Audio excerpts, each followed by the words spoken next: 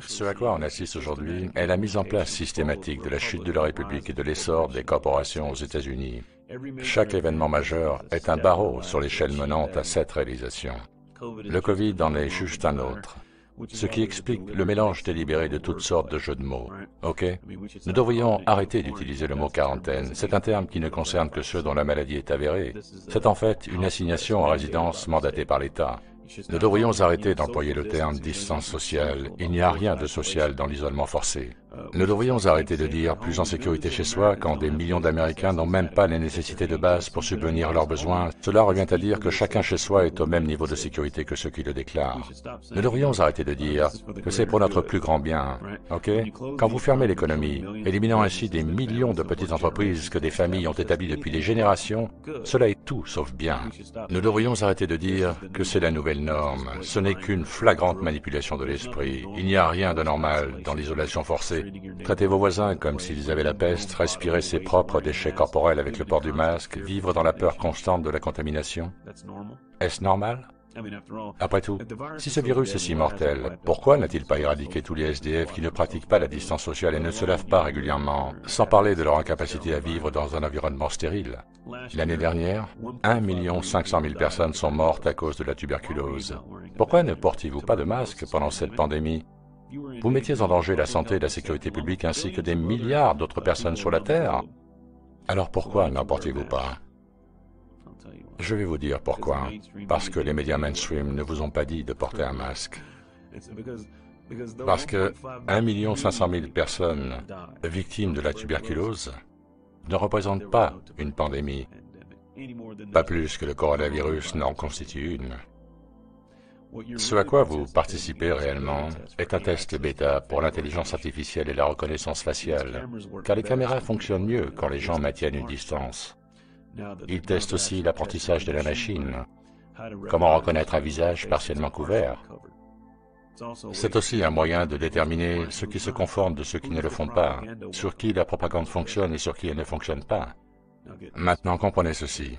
Il y a quelques ironies dans cette histoire. Une société qui tue des millions de bébés annuellement parce que c'est pratique, se ferme pour empêcher les adultes de mourir.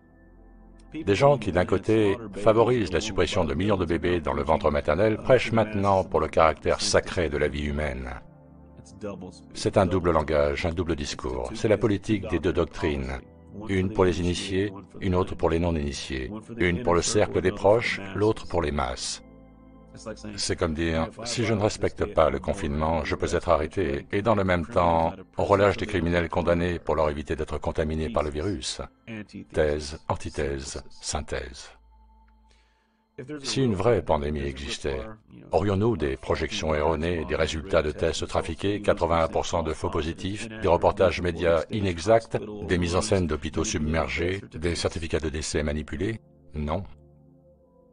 Vous savez, quand un gouvernement impose la fermeture de millions de petites entreprises tout en préservant l'emploi de ses fonctionnaires, il ne s'agit pas de mesures sanitaires.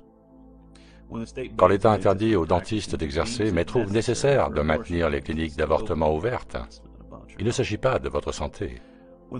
Quand l'État vous interdit d'acheter des graines pour votre jardin, mais vous autorise à acheter des tickets de loterie, il ne s'agit pas de votre santé. Une institution qui a la capacité de détruire la Terre entière au travers de soi-disant guerres nucléaires ne devrait pas s'occuper de votre autodéfense personnelle. Une institution qui est prise la main dans le sac du trafic de drogue ne devrait pas réglementer les plantes. Une institution qui ramasse 23 trillions avant le coronavirus sous forme de dette ne devrait pas être autorisée à gérer les fonds de pension. Une institution capable de répandre des maladies sexuellement transmissibles ne devrait pas être autorisée à gérer la santé publique.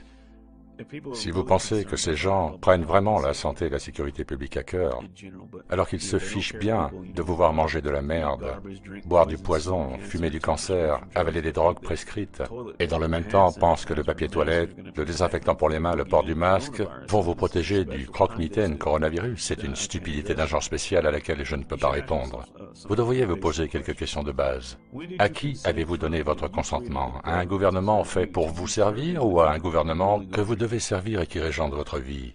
Si vous voulez savoir qui est responsable, pensez juste à ce que vous pouvez ou ne pouvez pas critiquer. Réveillez-vous.